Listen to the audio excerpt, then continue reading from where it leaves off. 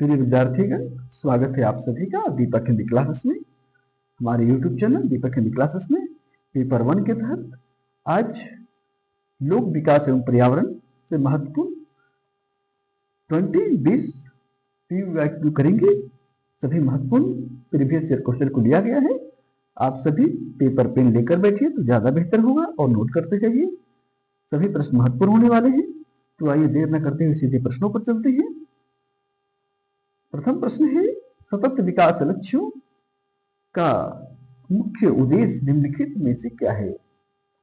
सतत विकास लक्ष्यों SDG का मुख्य उद्देश्य निम्नलिखित में से क्या है? विकल्प ही केवल आर्थिक विकास को बढ़ावा देना, पर्यावरण की रक्षा करना और गरीबी को खत्म करना, केवल विकसित देशों पर ध्यान केंद्रित करना या राजनीतिक स्थिरता सुनिश्चित करना। सही विकल्प का चुनाव सभी कर लीजिए। 5 सेकंड में उत्तर हम बताते हैं। सही विकल्प क्या होगा? सही विकल्प है विकल्प नंबर बी, पर्यावरण की रक्षा करना और गरीबी को खत्म करना। ये किसका उद्देश्य है? सतत विकास प्लस SDG का ये प्रमुख लक्ष्यों में से एक है। प्रश्न नंबर 2, निम्नलिखित में से कौन सा वायु प्रदूषक अम्ल वर्षा का मुख्य कारण है? निम्नलिखित में से कौन सा वायु प्रदूषक अम्ल वर्षा का मुख्य कारण है?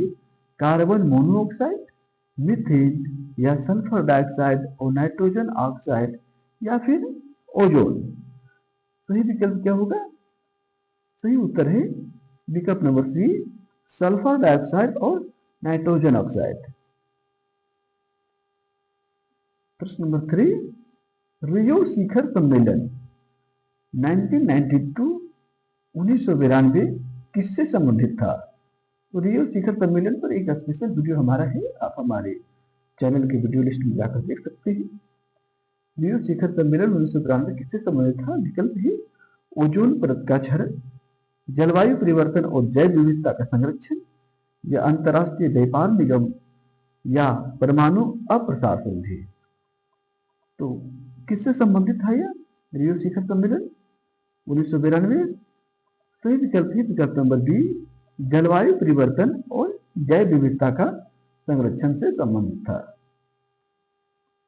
प्रश्न नंबर 4, भारत में ध्वनि प्रदूषण के संदर्भ में दिन के समय ध्वनि की स्वीकार्य सीमा क्या है? विकल्प है 45 dB मतलब डेसिबल या 55 डेसिबल या 65 डेसिबल या 75 डेसिबल। भारत में वायु प्रदूषण के संदर्भ में दिन के समय का बात हो रहा है। दिन के समय में ध्वनि की स्वीकार्य सीमा क्या है? सही विकल्प होगा विकल्प नंबर बी, 55 डेसिबल। नेक्स्ट, निम्नलिखित में से कौन सा मिलेनियम डेवलपमेंट गोल MDG 2015 का समय सीमा के भीतर प्राप्त नहीं हो सका? निम्नलिखित में से कौन सा मिलेनियम डेवलपमेंट गोल MDG 2015 की समय सीमा के भीतर प्राप्त नहीं हो सका? विकल्प ही बाल मृत्यु दर को कम करना या पर्यावरण की स्थिरता सुनिश्चित करना या मातृ स्वास्थ्य में सुधार करना या सार्वभौमिक प्राथमिक शिक्षा प्राप्त करना। सही विकल्प के रूप में होगा, सही उत्तर है विकल्प नंबर सी, मातृ स्वास्थ्य में सुधार करना। यह जो है तो समय सीमा के अंदर प्राप्त नहीं हो सका है। नेक्स्ट, प्रश्न नंबर 6, क्योटो प्रोटोकॉल का मुख्य उद्देश्य क्या है? क्या है क्योटो प्रोटोकॉल का मुख्य उद्देश्य? विकल्प के रूप में है ओजोन परत को नष्ट करने वाले पदार्थों को कम करना या ग्रीन हाउस गैसों के उत्सर्जन को कम करना या जैव विविधता का संरक्षण करना या विकासशील देशों को वित्तीय सहायता प्रदान करना। सही क्या होगा? 6 नंबर प्रश्न का सही विकल्प के रूप में होगा विकल्प नंबर बी, ग्रीन हाउस गैसों को उत्सर्जित को कम करना। ये क्योटो प्रोटोकॉल का मुख्य उद्देश्य में शामिल था। प्रश्न नंबर 7, भोपाल गैस त्रासदी में कौन सी गैस का रिसाव हुआ था? भोपाल में जो गैस की त्रासदी हुई थी उसमें कौन सी गैस का रिसाव हुआ था? विकल्प है मिथाइल आइसोसाइनाइड, सल्फर डाइऑक्साइड या कार्बन मोनोऑक्साइड या फिर मीथेन? कौन सा गैस का रिसा हुआ था? विकल्प हो जाएगा विकल्प नंबर ए मिथाइल आइसोसाइनेट। प्रश्न नंबर 8, सूर्य से आने वाली हानिकारक पराबैंगनी विकिरणों को हमें कौन सी परत बचाती है? सूर्य से आने वाली हानिकारक पराबैंगनी विकिरणों से हमें कौन सी परत बचाती है? विकल्प है क्षोभ मंडल, समताप मंडल में ओजोन परत, या मध्य मंडल, या आयन मंडल। सही विकल्प क्या है? सही विकल्प होगा विकल्प नंबर बी समताप मंडल में ओजोन परत जो है सो हमें उस हानिकारक पराबैंगनी किरणों से हमें बचाती है। प्रश्न नंबर 9, निम्नलिखित में से कौन सा एसडीजी सतत विकास लक्ष्य क्लीन वाटर एंड सैनिटेशन से संबंधित है? क्लीन वाटर एंड सैनिटेशन से संबंधित है वो कौन सा है? विकल्प के रूप में एसडीजी 3, एसडीजी 6, एसडीजी 10 या एसडीजी 13। सही विकल्प आप बता लीजिए, लगा लीजिए आप सभी।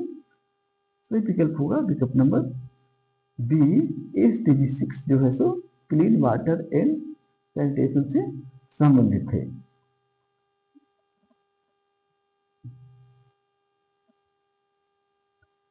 Next, Montreal protocol, Montreal protocol किससे संबंधित है?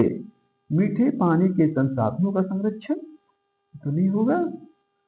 दूसरा विकल्प है ओजोन परत को नष्ट करने वाले पदार्थों को चरणबद्ध तरीके से समाप्त करना, या फिर मरुस्थलीकरण का मुकाबला करना, ये मरुस्थल से भी संबंधित नहीं था।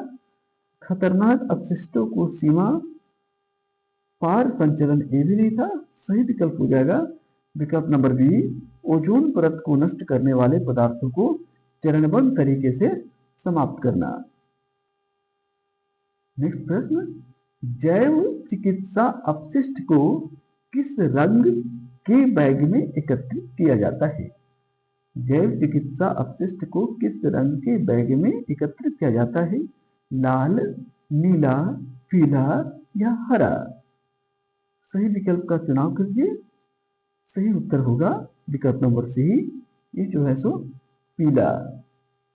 आप हमारे चैनल को अभी तक सब्सक्राइब नहीं किए हैं तो आप हमारे चैनल दीपक हिंदी क्लासेस को सब्सक्राइब कर लीजिए और वीडियो को लाइक कर लीजिए। हमारे यूट्यूब चैनल दीपक हिंदी क्लासेस में पेपर 1 और पेपर 2 के तहत हिंदी विषय की तैयारी चल रही है, झारखंड जेट, वेट, सेट, यूजीसी इत्यादि के लिए। नेक्स्ट प्रश्न, प्रश्न नंबर 12, भारत में पर्यावरण संरक्षण अधिनियम किस वर्ष अधिनियमित किया गया था? क्या है प्रश्न? भारत में पर्यावरण संरक्षण अधिनियम किस वर्ष अधिनियमित किया गया था? 1980, 1980 या 1986, 1986 या 1992 या 2000? क्या होगा सही उत्तर? क्या होगा सही उत्तर? होगा विकल्प नंबर बी 1986, 1986। प्रश्न नंबर 30, सबसे अधिक ऊर्जा गहन प्रकाश स्रोत कौन सा है? सबसे अधिक ऊर्जा गहन प्रकाश स्रोत कौन सा है? कॉम्पैक्ट फ्लोरोसेंट लैंप, ये तो लैंप में चला जा रहा है। CFL, ये तो नहीं होगा।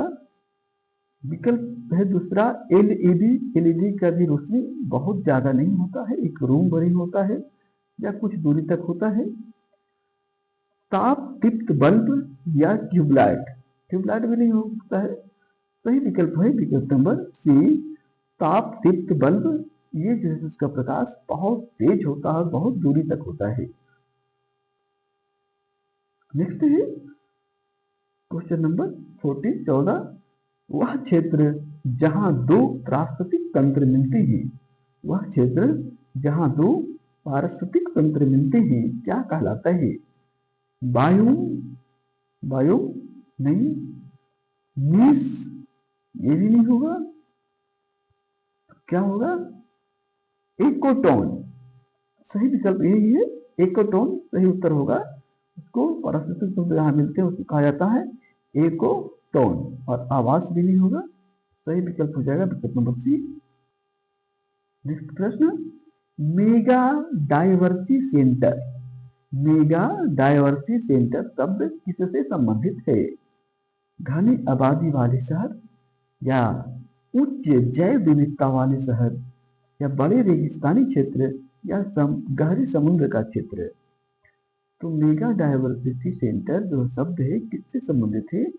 आप सभी लगाइए इस प्रश्न को उत्तर। सही विकल्प क्या होगा? विकल्प नंबर बी, उच्च जैव विविधता वाले देश।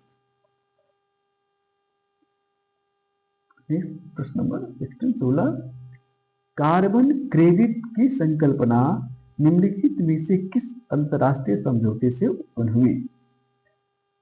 कार्बन क्रेडिट की संकल्पना निम्नलिखित में से किस अंतरराष्ट्रीय समझौते से उत्पन्न हुई? विकल्प है पेरिस समझौता, क्योटो प्रोटोकॉल, मॉन्ट्रियल प्रोटोकॉल, या रियो शिखर सम्मेलन।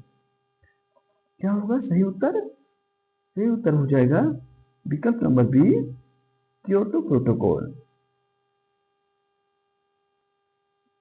आगे प्रश्न नंबर 17, सबसे बड़ा सौर ऊर्जा संयंत्र कहाँ स्थित है? 2023 के आंकड़ों के अनुसार पूछा जा रहा है।